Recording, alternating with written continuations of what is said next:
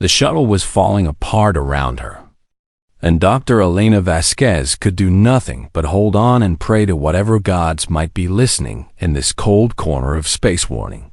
Lights flashed red and orange across every screen, and the computer voice kept repeating the same terrible words over and over. Hull breach detected. Impact in 30 seconds. All personnel brace for emergency landing.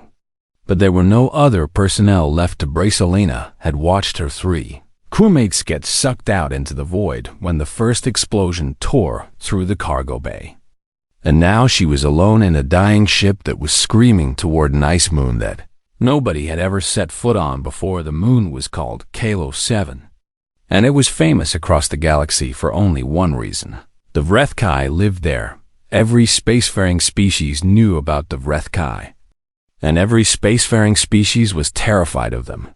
They were massive, 6-legged predators that stood taller than 2 humans stacked on top of each other, with jaws that could bite through starship armor and claws that could tear open a tank like it was made of paper 40 years ago. A Torvan warship had tried to establish a research base on Kalo 7, and the HFY had killed the entire crew in less than 6 minutes after that. The Galactic Union had marked the moon as forbidden territory, a place where no ship should ever land and no person should ever go, and now Elena was about to crash right into the middle of it. The impact came with a sound like thunder mixed with breaking glass, and Elena felt her body slam against the safety harness so hard that all the air left her lungs in one painful rush. Then everything went dark and quiet, and for a long moment she wondered if she was dead. But dead people do not feel cold, and Elena was feeling very cold. Indeed, she opened her eyes and found herself hanging upside down in the pilot's seat, with snow and ice blowing in through a massive hole in the front of the shuttle.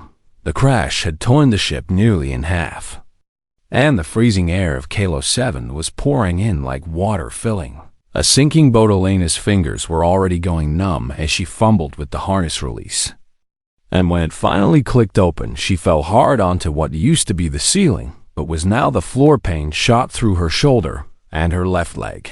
But nothing seemed broken, and that was more luck than she had any right to expect. She had to move fast because the temperature outside was dropping rapidly as the sun set behind the frozen mountains, and her thin research uniform would not keep her alive for more than a few minutes in this kind of cold. The emergency supplies were scattered all over the wrecked shuttle, but Elena managed to find the most important things: a thermal jacket designed to keep a human warm in extreme conditions, a small pack of emergency food bars, a medical kit, and a communication device that sparked and fizzled when she tried to turn it on. The communicator was broken beyond repair, which meant no one would be coming to rescue her anytime soon. The Galactic Union would send a search team eventually, but it might take days or even weeks for them to figure out where her shuttle had gone down. And by then, she would be long dead from the cold or from the creatures that hunted these frozen plains. Elena pulled on the thermal jacket and zipped it up to her chin, feeling a small wave of warmth spread through her shivering body. It was not much, but it was something. And something was better than nothing. She was about to start looking for shelter when she heard a sound that made her freeze in place. It was a cry, high and thin and full of pain, coming from somewhere in the darkness beyond the wrecked shuttle. Every survival instinct in her body told her to ignore it, to find a safe place and hide and wait for rescue. But Elena had never been very good at ignoring the sound of something suffering. She grabbed a small flashlight from the emergency kit and stepped out into the frozen night. Wind hit her like a fist, and she had to lean forward just to keep moving. As she followed the sound across the snow, the cry came again, weaker this time, and Elena walked faster, even though her legs were already aching from the cold. She found the source about 200 meters from the crash site, a collapsed den made of ice and rock, with a massive hole in the roof where a piece of her shuttle had come crashing down. Elena climbed down into the den, her flashlight cutting through the darkness, and what she saw made her heart stop. There were 3 of them, 3 small creatures huddled together in a pile of fur and shivering limbs. They were HFY cubs, each one about the size of a large dog, with soft gray fur and eyes that had not yet turned the blood-red color of the adults. And next to them, lying still and cold on the frozen ground, was their mother. The piece of shuttle debris had struck her directly, and she had died trying to shield her young with her own body. Elena stood there in the darkness, looking at the dead mother and her orphaned cubs, and she felt something twist painfully in her chest. She had done this. Her shuttle had crashed, and a piece of it had killed this creature and left her children alone in the cold. The cubs looked up at her with eyes full of fear and confusion, and one of them let out that same high cry again, the sound of a baby calling for a mother who would never answer. Elena knew what she was supposed to do according to every rule and protocol she had ever learned. She was supposed to leave them alone, because they were dangerous alien predators, and interfering with native wildlife was against Galactic Union regulations. She was supposed to think about her own survival first, because that was what all the training manuals said. She was supposed to remember that these cute little cubs would grow up to be monsters that could kill her with a single swipe of their claws. But Elena looked at them shivering in the dark, crying for their dead mother, and she could not make herself walk away. She knelt down in the frozen den and reached out her hand, and the smallest cub sniffed her fingers with a cold, wet nose. "I am so sorry," she whispered, and her voice cracked on the words. Then she heard something else, something that made the cubs go silent and still with terror. It was a howl, long and low and coming from somewhere in the frozen mountains. And it was answered by another howl, and then another. The pack was coming, and they would find their dead sister and her orphan cubs, and they would find the strange soft creature who smelled like the thing that had killed her. Elena stood up slowly, her heart pounding in her chest, and she looked toward the entrance of the collapsed den where the wind was howling like a living thing. She had maybe 10 minutes before they arrived, maybe less, and she had a choice to make. She could run and try to find shelter and hope the pack would be too focused on their dead to chase her, or she could stay with 3 orphan cubs who would freeze to death before morning without someone to keep them warm. Elena looked down at the cubs, and the smallest one looked back at her with eyes that seemed to hold all the sadness in the universe. She made her choice. She was staying. The temperature was dropping fast, and Elena could feel the cold trying to crawl inside her bones like a living thing. Her thermal jacket was good, but it was designed to keep 1 human warm, not 1 human and 3 alien cubs who were slowly dying from the freezing air. Cubs were huddled together in the corner of the collapsed den, their small bodies shaking so hard that Elena could hear their teeth chattering even over the sound of the wind. HFY cubs could not control their own body heat the way adults could, and without their mother to keep them warm, they would be dead before the sun rose. Elena knew this because she had spent 5 years studying alien biology, and she knew a lot of things about a lot of creatures. But knowing something and doing something about it were 2 very different things. She looked at the cubs, and then she looked at her jacket, and then she made a decision that every survival instructor in the galaxy would have called stupid and crazy and suicidal. She unzipped the thermal jacket all the way down the front. The cold hit her like a slap, and her whole body started shaking immediately. But she did not stop. She picked up the smallest cub first, the one who had sniffed her fingers, and she tucked it inside the jacket against her stomach where her body heat was strongest. The cub made a small sound of surprise, and then went very still, and Elena could feel its tiny heart beating fast against her skin. She picked up the second cub and put it next to the first one, and then the third, until all 3 of them were pressed against her body inside the jacket. Then she zipped it back up as far as it would go, which was not very far because 3 cubs took up a lot of space, but it was enough to trap the heat inside. The cubs were cold against her skin, so cold that it almost hurt. But slowly she could feel them starting to warm up as her body shared its heat with theirs. One of them started making a soft rumbling sound, like a cat purring but deeper and slower, and Elena felt tears prick at her eyes because that sound meant they felt safe. They felt safe with her. This strange, soft alien who smelled nothing like their mother. Because she was warm and she was holding them close, and that was enough.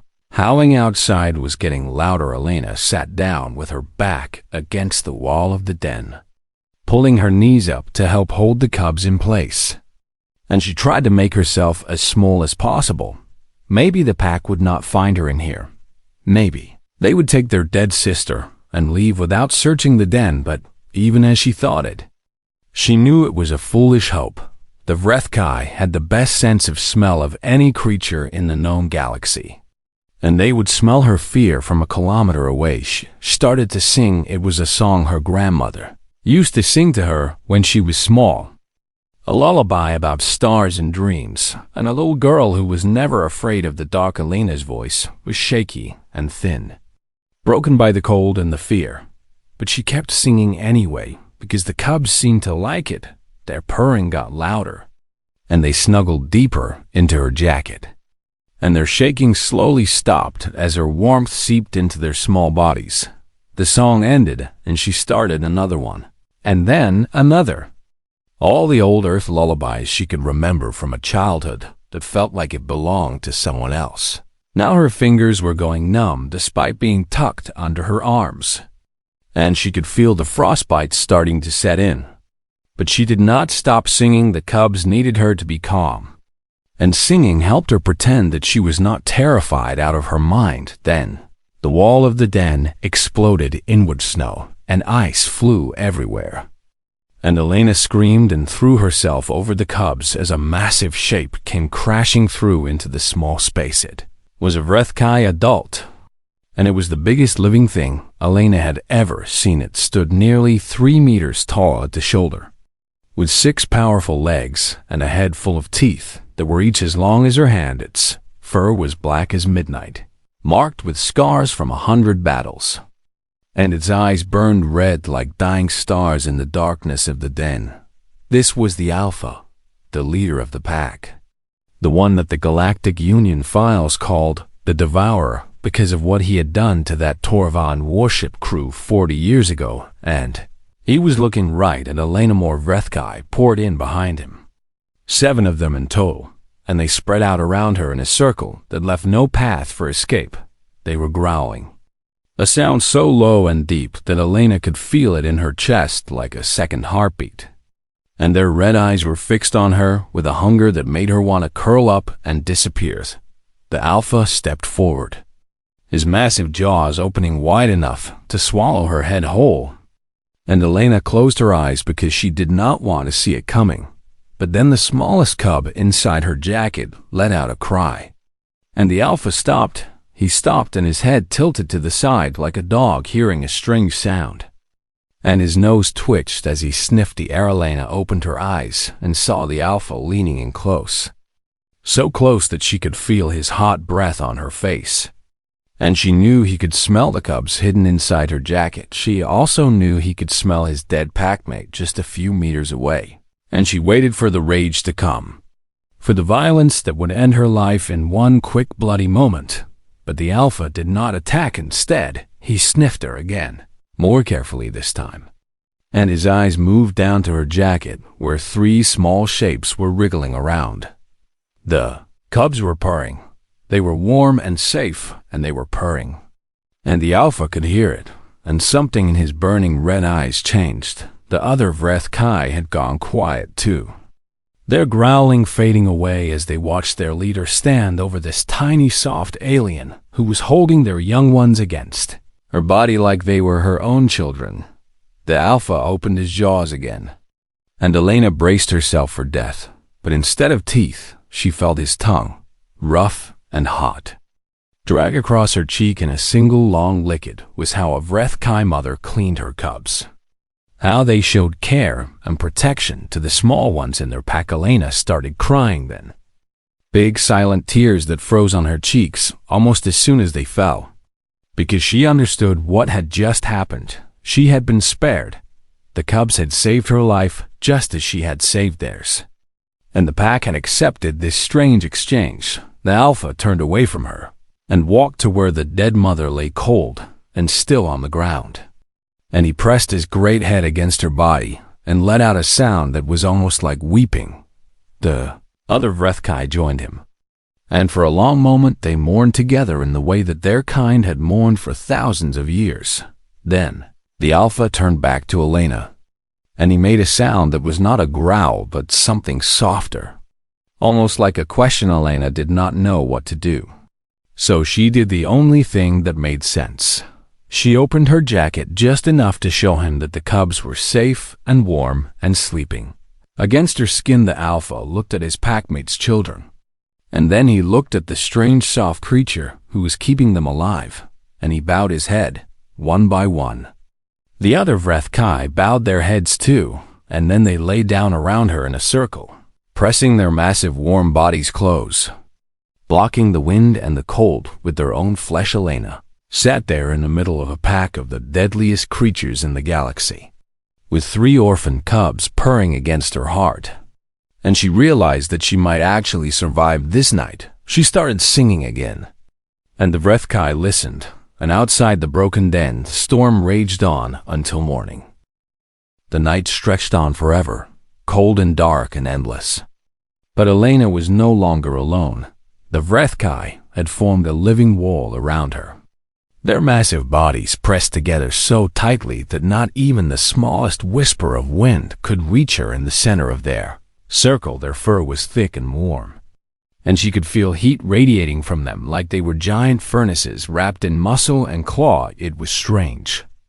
Elena thought how the deadliest creatures in the galaxy could also be the warmest. She drifted in and out of sleep, never quite falling into deep unconsciousness because her body was still fighting the cold and her mind was still trying to understand what was happening.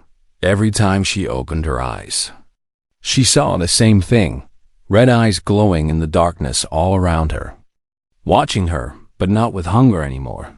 They were watching her the way a parent watches over a sleeping child, alert and protective and ready to destroy anything that might cause harm. The cubs inside her jacket had fallen into a deep, comfortable sleep, their small bodies finally warm enough to relax completely, and their purring had become a soft rhythm that matched the beating of her own heart. Elena found herself talking to them in the darkness, telling them stories about the world she came from, because it was the only thing she could think to do. There is a planet called Earth, she whispered, a voice barely louder than the wind outside. And it is very different from this place you call home. The cubs stirred slightly at the sound of her voice, but did not wake. And Elena kept talking because the sound helped keep her awake and the words helped keep her sane. Earth is forests full of trees that grow so tall they seem to touch the sky. An ocean so big that you could swim for years and never reach the other side. One of the adult HFY, a female with silver streaks in her dark fur, lifted her head and looked at Elena with what might have been curiosity. We have creatures there too, Elena continued. Not as big as you, but some of them are dangerous in their own way. She told them about lions and tigers and bears, about wolves that hunted in packs just like the HFY did, about whales that sang songs to each other across thousands of kilometers of ocean. The HFY could not understand her words. She knew that they seemed to enjoy the sound of her voice, and several of them had closed their eyes and let their breathing slow into something like sleep. My people used to be afraid of the dark too, Elena said, and she did not know why she was sharing this, but it felt important somehow. A long time ago we lived in caves, and the night was full of things that wanted to eat us. She laughed softly, and the sound made the alpha open one red eye to look at her. We were small and soft, and we had no claws or fangs or fur to keep us warm. But we survived anyway, and do you know how? The alpha just watched her, his great head resting on his massive paws. And Elena answered her own question. We survived because we would not give up, because when things got hard, we got harder, and because we learned that the best way to fight the cold was to hold on to each other. She looked down at the cubs sleeping against her skin. These children of monsters who had never known the touch of a human before tonight. I think maybe we are not so different. Your people and mine. The night passed slowly, marked only by the changing sounds of the wind and the occasional shift of a HFY body adjusting to find a more comfortable position. Elena's frostbitten fingers had gone completely numb now, and she knew that she would probably lose at least a few of them, even if she survived until rescue came. Her toes were the same, and her ears burned with a cold fire that told her they were damaged beyond repair. But she was still alive, and the cubs were still alive. And that was more than anyone could have expected, given how this night had started, sometime in the darkest hours before dawn. The smallest cub woke up and started to whimper with hunger. Elena had nothing to give it.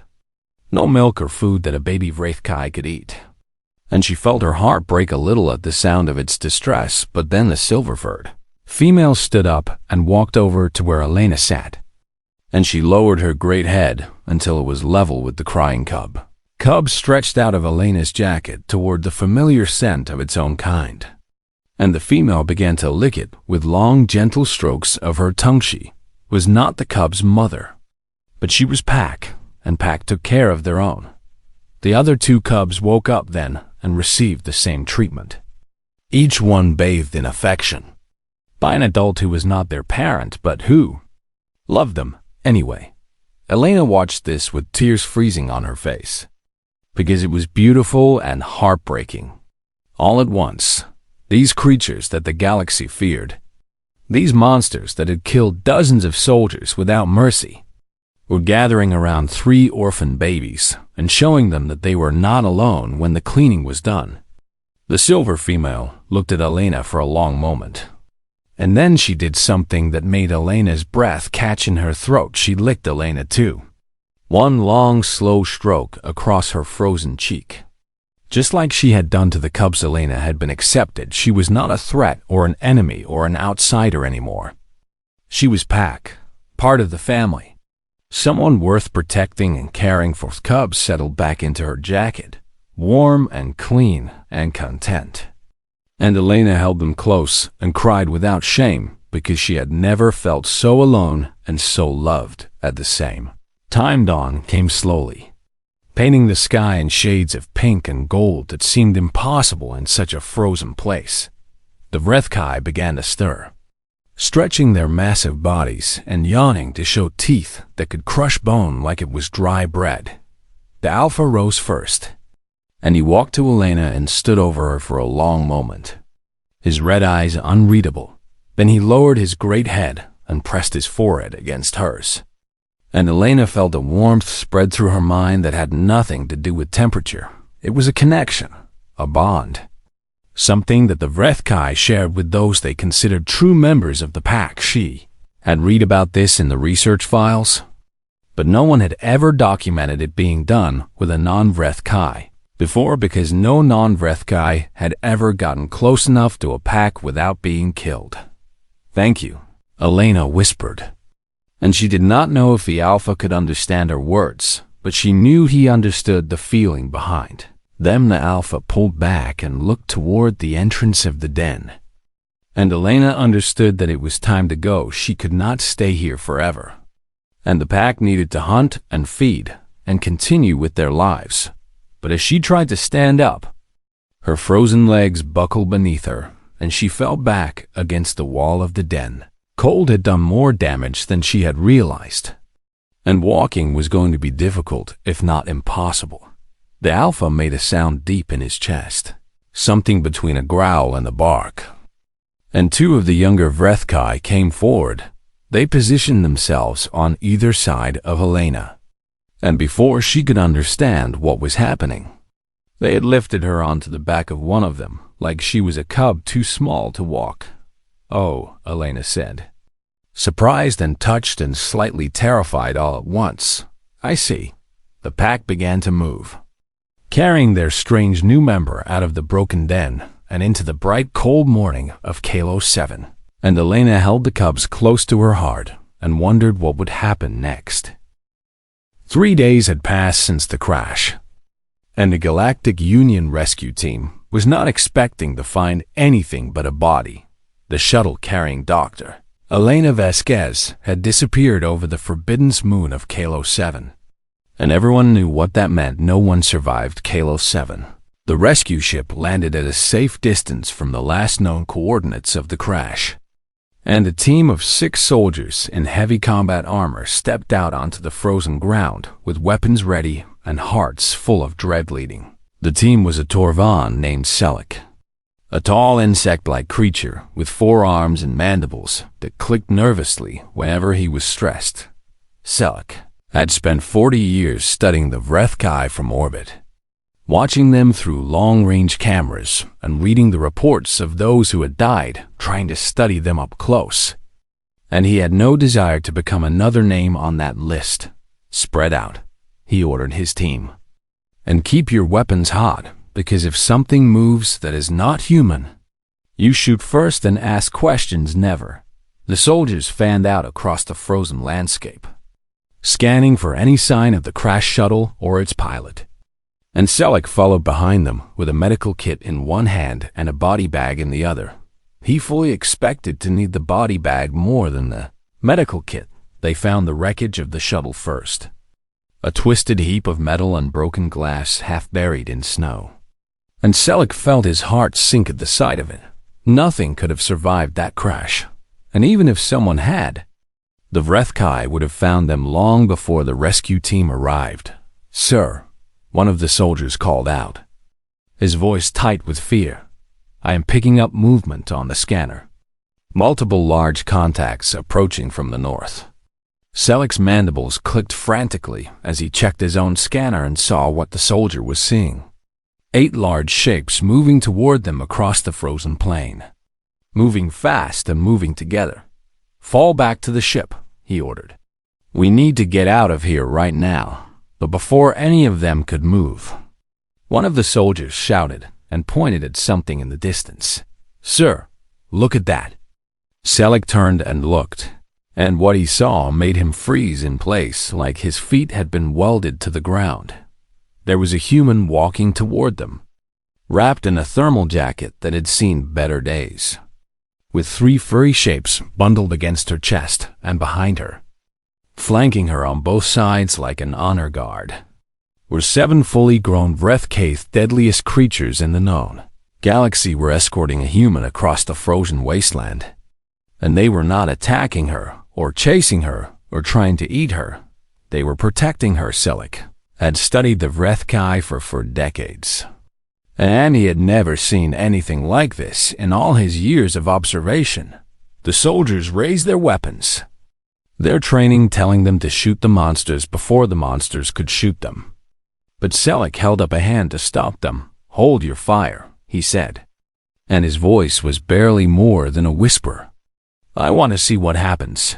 Dr. Elena Vasquez walked slowly and painfully across the snow, her frostbitten legs barely able to carry her weight. But she kept moving because she could see the rescue ship, and she knew that safety was waiting for her there. The cubs in her jacket had woken up at the sound of the ship landing, and they were squirming around and making curious noises as they tried to see what was happening. "Almost there," Elena told them. "Just a little bit farther, and then I can get you some real food." The Alpha walked beside her, matching his pace to her slow shuffle, and his red eyes never stopped scanning the area for threats. He had seen the soldiers and their weapons, and Elena could feel the tension in his massive body, the readiness to fight if these newcomers tried to harm his pack. "It is okay," she said to him, even though she knew he could not understand her words. "They are here to help me. They will not hurt you." The Alpha looked at her, and something in his gaze told her that he understood more than she thought. When they finally reached the rescue team, Selleck stepped forward with his mandibles hanging open in an expression of pure disbelief. "Dr. Vasquez," he said, and his voice cracked on her name. "How in the name of the great void are you still alive?" Elena smiled, and it hurt because her face was frostbitten too. But she smiled anyway because she was alive, and she had kept the cubs alive, and that was worth smiling about. "They saved me," she said simply, looking back at the HFY who had stopped a few meters away and were watching the exchange with careful attention. "They?" Selleck looked at the pack of apex predators standing behind the tiny human, and his scientific mind struggled to process what he was seeing. "The HFY saved you?" "No," Elena said, and she opened her jacket to show him the 3 cubs nestled against her skin. "I saved them first, and then they saved me back." Selleck stared at the cubs, then at the adults, then back at Elena, and his mandibles clicked so fast that they sounded like a machine gun. "This is impossible," he said. "The HFY do not form bonds with other species. They kill everything that enters their territory. This goes against everything we know about their behavior." Elena shook her head slowly, wincing at the pain in her frozen muscles. "Maybe you do not know as much as you think you do." She told him the story then. All of it, from the crash to the collapse, then to the mother she had killed without meaning to, and the cubs she had refused to leave behind. She told him about the longest night and the alpha pressing his forehead to hers, and the silver female who had licked her face like she was just another member of the pack when she finished. Selleck was silent for a long time. The soldiers had lowered their weapons at some point during the story, and they were staring at Elena with something like awe in their eyes. "You kept them warm inside your jacket," Selleck said finally. "All night, in temperatures that should have killed you. You kept them warm with your own body heat. They were cold," Elena said. As if that explained everything, and maybe it did. Selleck turned to look at the HFY, at these monsters that had haunted his nightmares for 40 years. And he saw something he had never expected to see. The alpha was watching Elena with an expression that Selleck could only describe as protective, like a parent watching over a beloved child. "I need to update my files," Selleck said slowly, and he pulled out his data tablet with shaking hands. "What are you going to write?" Elena Skedslick thought about it for a long moment, his mandibles clicking softly as he considered how to summarize what he had just witnessed. Finally, he began to type, "Humans, apex bonding species. Classification urgent, handle with extreme caution. They will adopt anything, and anything will let them." Elena laughed at that, and the sound made the cubs squirm happily in her jacket. "Can I say goodbye?" she asked, looking back at the pack that had kept her alive. "Of course," Selleck said. "Take all the time you need." Elena walked back to the alpha on her damaged legs, and she reached up to place her hand on his massive jaw. "Thank you," she said, "for everything." The alpha leaned down and pressed his forehead to hers one more time, and Elena felt that warm connection flow between them again. Then he pulled back and looked at the cubs in her jacket, and he made a sound that was almost like a question. "I have to take them with me," Elena said, and her voice broke because she knew this was going to hurt. "They need medical care that I cannot give them here, but I promise you, I promise, I will bring them back." The alpha studied her for a long moment, his red eyes searching her face for something that only he could see. Then he bowed his head, and one by one, the rest of the pack bowed their heads too. They were trusting her with their young ones, these creatures that trusted no one, and Elena felt the weight of that trust settle on her shoulders like a crown.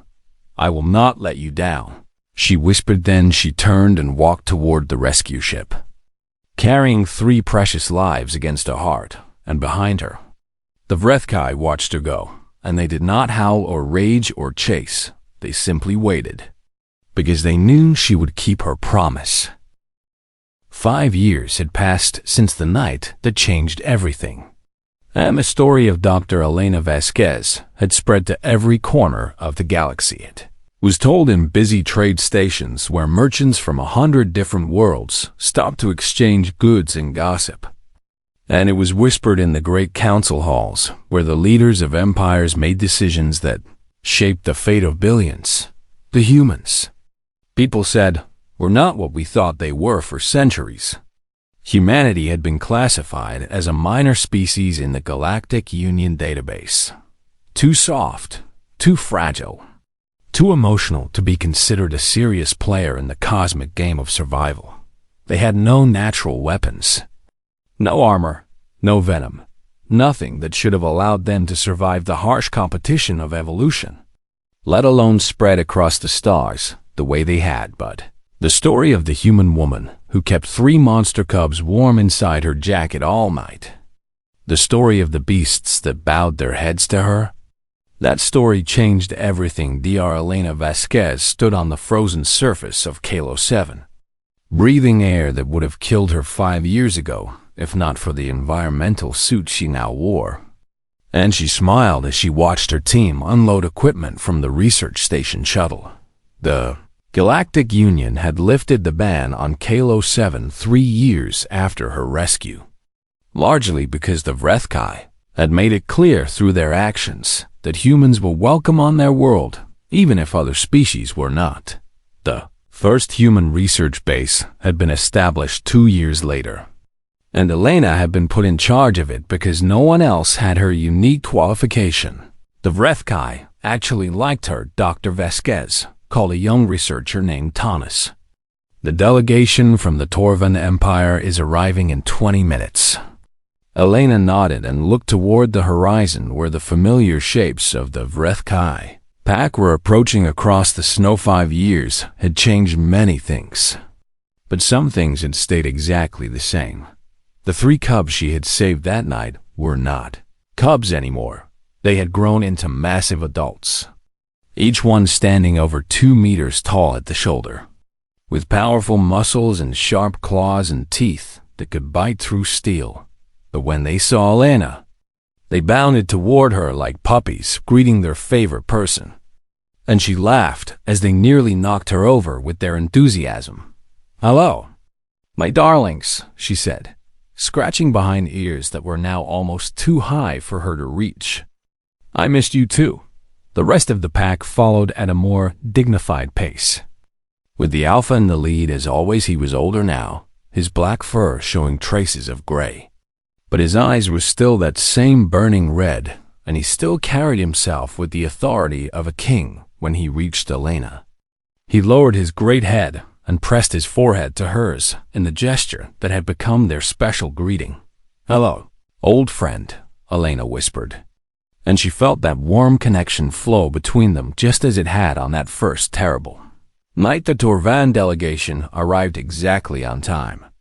Their shuttle landing in the designated area with military precision. 12 Torvan diplomats stepped out, their insect-like bodies wrapped in ceremonial robes, their mandibles clicking with barely concealed nervousness. Leading them was Selik, who had become something of a celebrity himself after his report on the Kalo 7 incident had been published across the galaxy. "Dr. Vasquez," he said, approaching her with a formal bow. "Thank you for allowing us to witness this historic event." Elena smiled and gestured toward the HFY pack gathered around her. "Thank them," she said. "This was their decision as much as mine."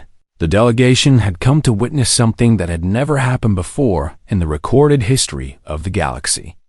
The signing of a formal treaty between a spacefaring civilization and a species that had no written language, no technology, and no interest in either. The HFY did not want ships or weapons or trade goods. They wanted only one thing: to be left alone by everyone except the humans who had earned their trust. The treaty, which Elena had helped draft over the past 2 years, gave them exactly that. Kalo 7 would be declared a protected world under Galactic Union law, with humans serving as the only permitted visitors and the designated protectors of HFY interests in the wider galaxy. It was an unprecedented arrangement, and many species had objected to it on various grounds. But in the end, the Galactic Union had agreed. because they had no choice. The BowedHFY had made it clear that they would only cooperate with humans. And humans were now an important species, that their wishes could not simply be ignored. A young Torvan delegate, barely old enough to have earned her diplomatic robes, approached Elena with wide, wondering eyes. "I have read all the reports," she said, her voice trembling slightly. "But I still do not understand. Why do they love you?" Elena looked at the three massive creatures that had once been small enough to fit inside her jacket. At the scarred Alpha, who had spared her life on the worst night she had ever known. At the silver-furred female who had licked her face and welcomed her into the pack. "I do not know if love is the right word," she said slowly, "but I think they trust me, and trust is something you cannot fake. But how did you earn their trust?" The young diplomat pressed. "You are so small and soft. You have no claws or fangs. You cannot even survive on their world without special equipment." Elena thought about that question for a long moment before answering. "When I found those cubs in the den," she said, "I had nothing. I was cold and scared and hurt. And everything I knew told me to run away and save myself." She looked down at her hands, which still bore the scars from that night of frostbite. "But I stayed because they needed me.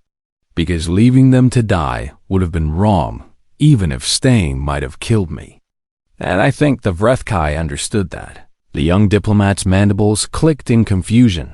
"You risked your life for creatures that might have eaten you?" "Yes. Why?" Elena smiled, and it was the same smile her grandmother used to have when explaining something important. "Because that is what humans do. We care about things, we cannot help it. We see something small and scared and alone, and something inside us says that we have to help. Even when it is dangerous, even when it makes no sense. Even when everyone tells us not to." She gestured at the pack of apex predators lounging around her like oversized house cats.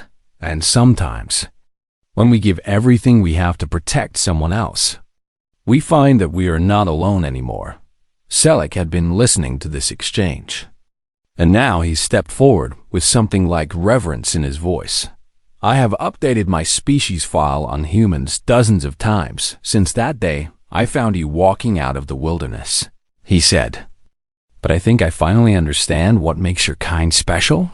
"Oh?" Elena raised an eyebrow. "What is that?" Selleck looked at her, at the BowedHFY, at the frozen moon that had become a bridge between worlds instead of a graveyard.